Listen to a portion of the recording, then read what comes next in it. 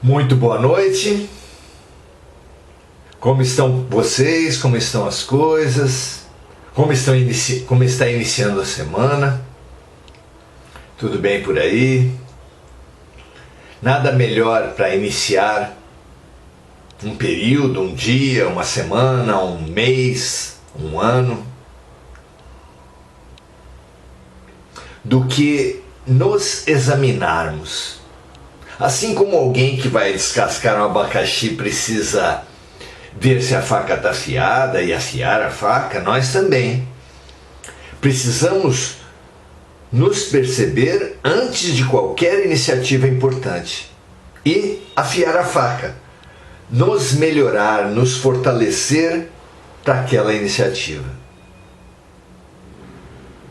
Certamente, se é um concurso público, tem todo um lado racional nessa preparação, o estudo, claro, num vestibular, numa prova qualquer.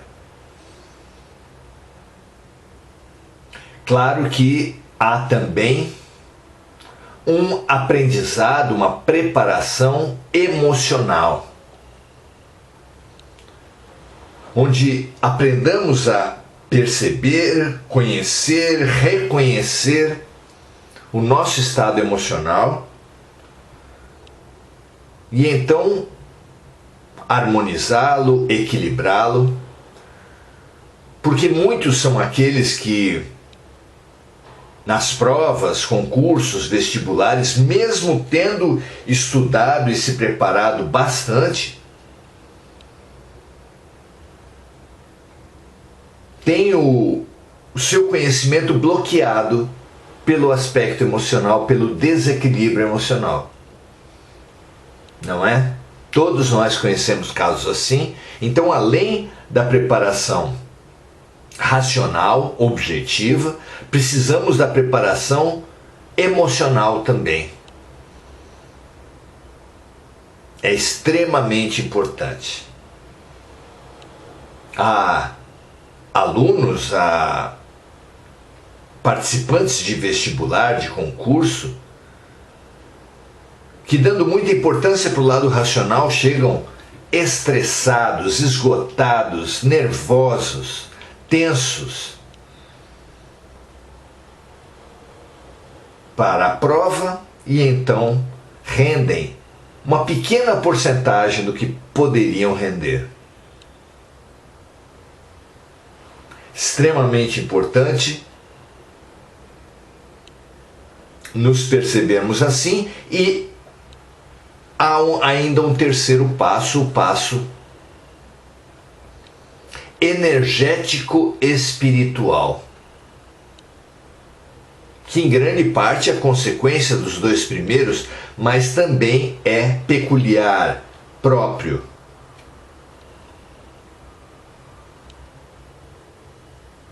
Muito parecido com o aspecto mental, o aspecto emocional, o energético espiritual, nos remete a um autoconhecimento, a um autorreconhecimento, à percepção de como estamos naquele momento.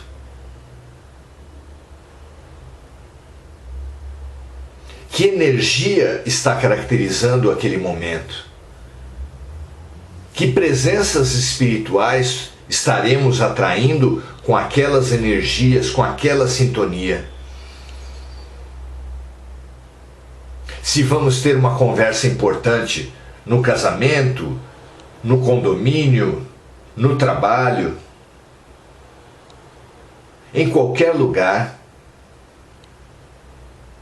cabe a oração.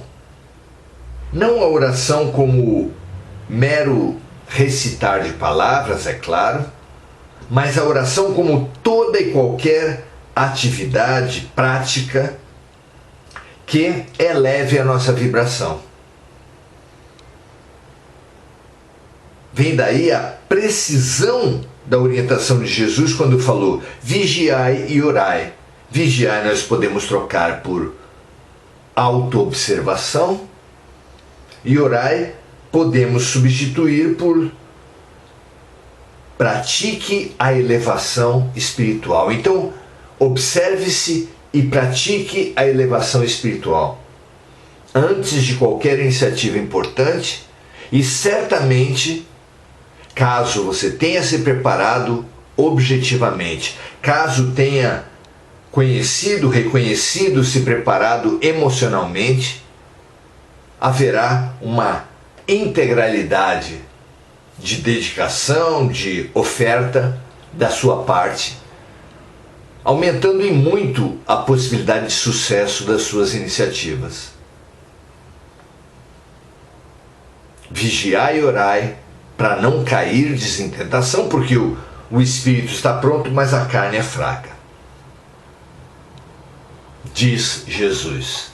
E nós podemos e devemos usar essa receita que abrange esses 3 tipos de inteligência: a inteligência objetiva, a inteligência emocional e a inteligência espiritual,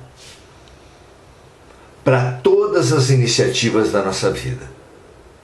Guarde isso com você, certamente lhe será útil. Muito bom, nesse papel então,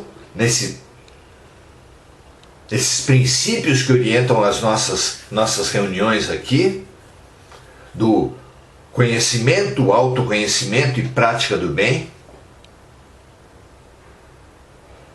vamos hoje examinar a questão das semelhanças que existem entre pais e filhos. Elas são óbvias, elas são perceptíveis, elas são percebidas em todos os lugares, em todas as relações, em todas as famílias. E precisamos entender essa semelhança à luz da revelação espiritual. Estão prontos para essa viagem? Nos conhecer, conhecer os outros, nos reconhecer e reconhecer os outros, passa necessariamente pela família, passa necessariamente pela relação pais e filhos, dentro da qual é fundamental compreendermos a questão das semelhanças. Vamos a elas? Em O Livro dos Espíritos, que é o nosso roteiro de viagem, estamos hoje nas questões 207 e 207A, para abordar exatamente a questão das semelhanças entre pais e filhos. Pergunta Kardec aos espíritos, na 207. Muitas vezes, os pais transmitem aos filhos a semelhança física. Fato comprovado por todos, em todo lugar. Pergunta Kardec: podem também transmitir a semelhança moral? Vejamos assim. A resposta é não, porque o espírito do pai é diferente do espírito do filho. O corpo procede do corpo, mas o espírito não procede do espírito. Entre os descendentes existe apenas os laços de sangue. Então, ajuda a gente a entender, aceitar e trabalhar, elaborar as semelhanças e dissemelhanças. Há filhos que são tratados com mais respeito pelos pais pelas semelhanças físicas. Há espíritos, há filhos que opostamente são desvalorizados no contexto familiar por serem muito diferentes. Muitas vezes prevalecendo inclusive desconfianças que podem, é claro, ocorrer entre os adultos, mas que não deveriam atingir de forma alguma os filhos. mas é a questão da semelhança moral, das afinidades. Como compreender? É a pergunta seguinte de Allan Kardec. Então, de onde vêm as semelhanças morais que existem algumas vezes entre pais e filhos? E a resposta é: são espíritos simpáticos que se atraem pela afinidade de suas tendências. Então, muitos pais possuem muita afinidade, muita semelhança moral com os filhos, e nós precisamos entender de onde vem e a que servem essas semelhanças morais. Esse estudo ajuda demais a gente a aceitar a família que tem, aceitar os pais que nós temos, porque compreende, nos faz compreender a proposta de Deus na família através do fenômeno semelhança.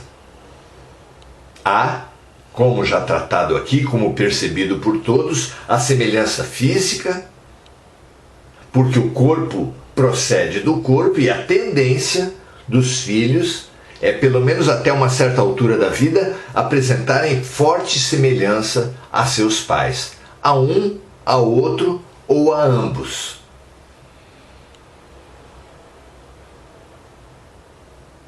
Mas há também a questão da semelhança moral, onde filhos acabam pensando, acabam se posicionando, acabam tendo princípios e atitudes muito semelhantes a dos pais. Como compreender isso? Dizem os espíritos que são espíritos simpáticos que se atraem pela afinidade de suas tendências.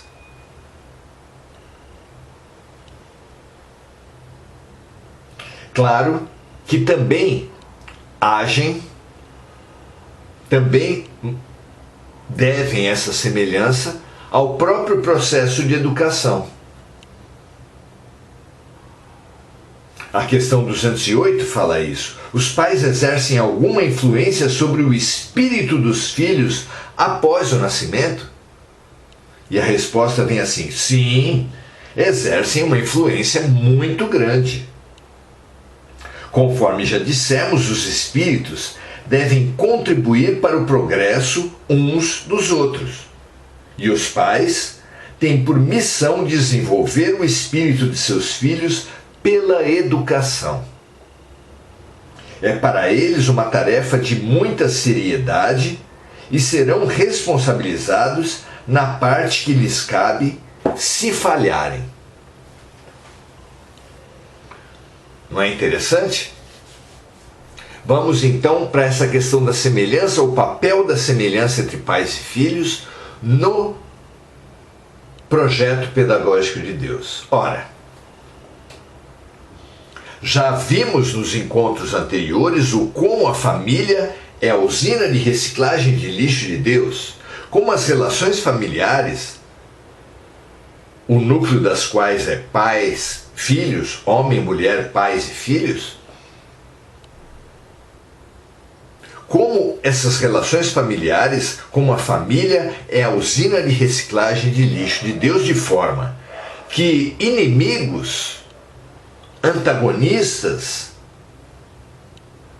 rivais de outras vidas, que às vezes acumularam ódios, mágoas, culpas, venenos terríveis, são colocados como pais e filhos dentro de uma família, exatamente como um convite à reciclagem, um convite à reconciliação desses inimigos. As semelhanças físicas, em primeiro lugar,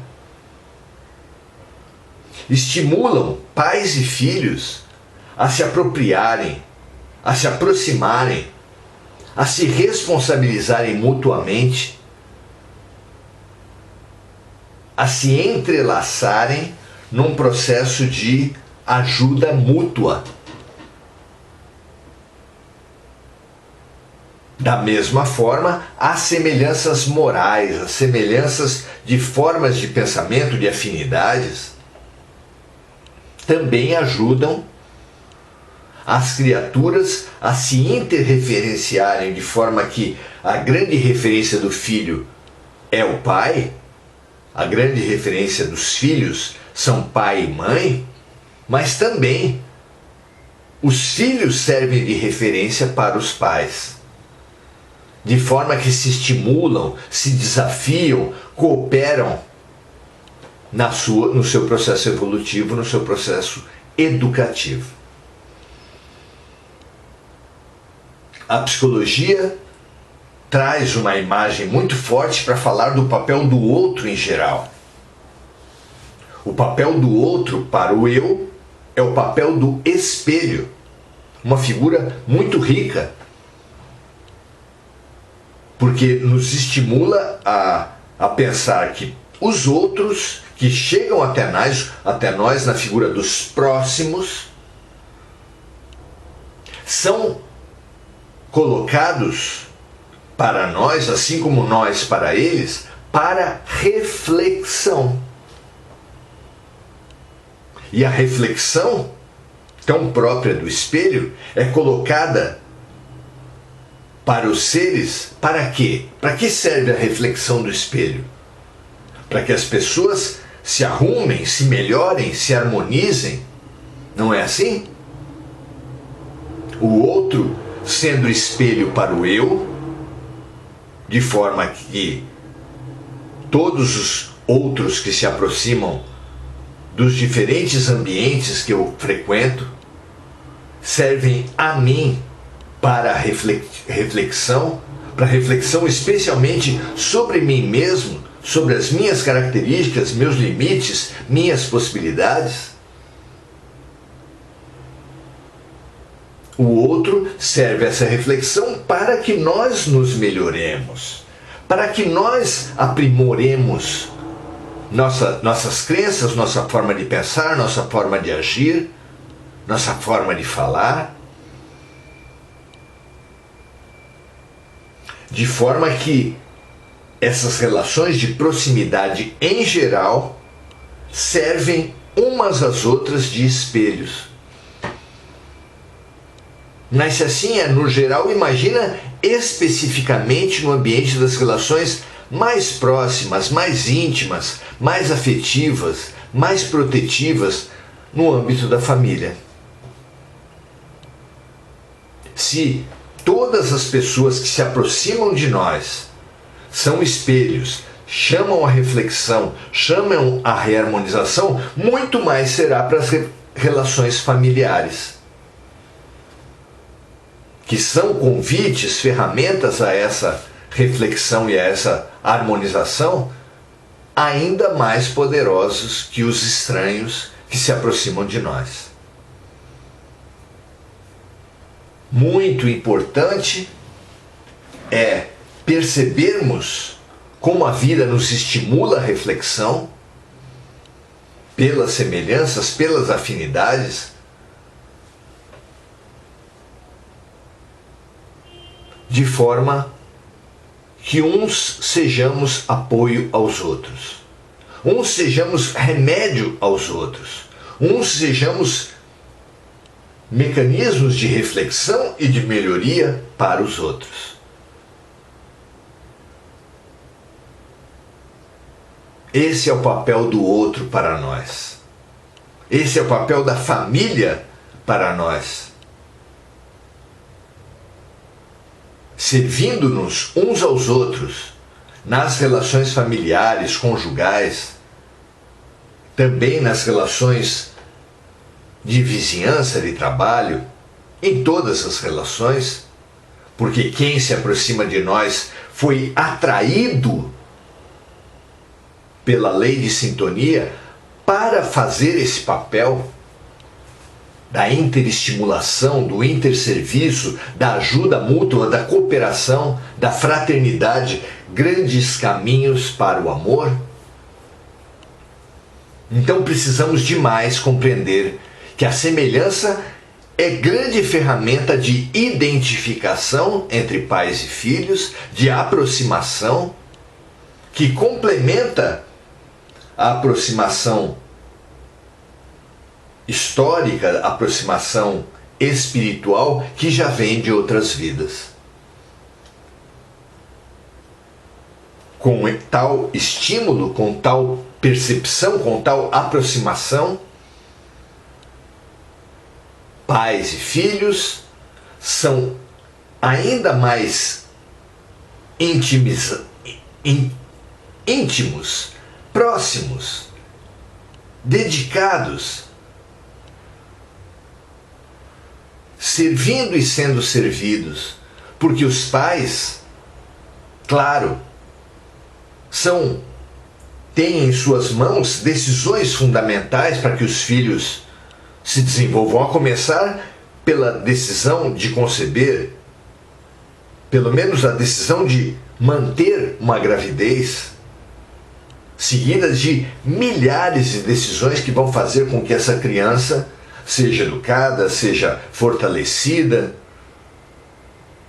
seja cuidada, seja alimentada. Não é assim? Assim também, no aspecto espiritual, a ajuda sendo central, seremos atraídos a essa ajuda pela semelhança, de forma que no início da nossa vida somos ajudados pelos pais e no final da vida dos pais nós somos chamados a ajudá-los quase da mesma forma que fomos ajudados como criança. Às vezes dando alimentação, às vezes limpando, às vezes estimulando, às vezes, quase sempre, acarinhando. Ou seja, bebês, muito se fala que idosos, alguns idosos, têm um final de vida em que são colocados na posição mesmo de bebês, sendo os seus pais os seus filhos. A caridade, a fraternidade, a ajuda, o serviço são tão importantes que numa mesma vida oscilamos entre servir e sermos servidos. Porque o servir exige uma humildade muito grande. Quem se permite, se abre ao serviço ao próximo, recebe poderosa a lição da humildade. Mas também, e às vezes mais ainda, quem é servido. As pessoas gostam, todos gostamos muito de falar que a única coisa que não queremos no final da vida é dar trabalho. Mas precisar da ajuda dos outros serve fabulosamente à nossa humildade, à nossa aceitação, à nossa reinvenção pela simplicidade e pela humildade. Pensem, meus amigos, se não é assim. A velhice dependente nos ensina muitas coisas e preciosas, já que a humildade é ponto central para o aprendizado filosófico. Sócrates deixou isso muito claro ao propor o só sei que nada sei, humildade. E já que a humildade é também chave fundamental de toda a evolução espiritual e mental, conforme propôs Jesus na primeira das bem-aventuranças do Sermão do Monte, bem-aventurados os pobres de espírito, também traduzido como bem-aventurados os humildes, porque deles será o reino dos céus. A lição da humildade é constante em todas as nossas relações, mas é gritante no meio familiar, onde, como em nenhum outro, servimos e somos servidos, ajudamos e somos ajudados, sendo filhos de nossos pais ou sendo pais de nossos pais, no início e no final da vida. E a semelhança, a identificação, a afinidade, já desde a física, mas a mental e a espiritual, que possuíamos antes e que fomos ainda aprofundando ao longo da vida, favorecem demais esse serviço mútuo, essa ajuda mútua, grande serviço para o amor, grande caminho para o amor. O amor é a finalidade última da vida. O serviço é o caminho para esse amor. Amaremos, aprenderemos a amar, fazendo ao outro o que gostaríamos que o outro nos fizesse. Que esse aprendizado, que essa situação, localização, que essa visão da relação pais e filhos do ponto de vista amplo, eterno, perfeito, infinito, sirva para nós reposicionarmos nossa relação de pais e filhos, agradecermos nossos pais, porque mesmo que tenham errado muito conosco, nos deram o corpo, nos deram a vida. Agradecer muito os nossos pais, porque a ampla maioria deles fez muito mais do que permitir que encarnássemos, mas nos deu alimentos, nos deu atenção, nos deu carinho, nos deu muito, praticamente tudo do que nós somos hoje. Então, agradeçamos, sejamos bons para nossos pais, honrai pai e mãe, para que vosso Pai do céu lhe dê vida longa. As Escrituras têm essa peculiaridade de nos destinar vida longa para todo aquele que honrar pai e mãe. Aceitemos a semelhança, aceitemos a intimidade e a proximidade como um mandato de serviço, como um mandato de amor. O que quer que tenha acontecido no passado, desvencilhe-se, desenvolva-se, liberte-se, reconcilie-se já, enquanto estás a caminho, para que as relações familiares deixem de ser prisões para serem impulsos que o levem para o alto e para cima. Um grande abraço, muito bom estarmos juntos.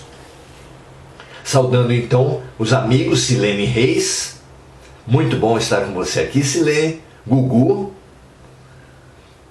diz aqui: não temos garantias do que nos aguarda, mas certamente em todos os caminhos trilhamos com Deus, a luz de seu Cristo se fará presente. Certamente, Gugu, muito bom.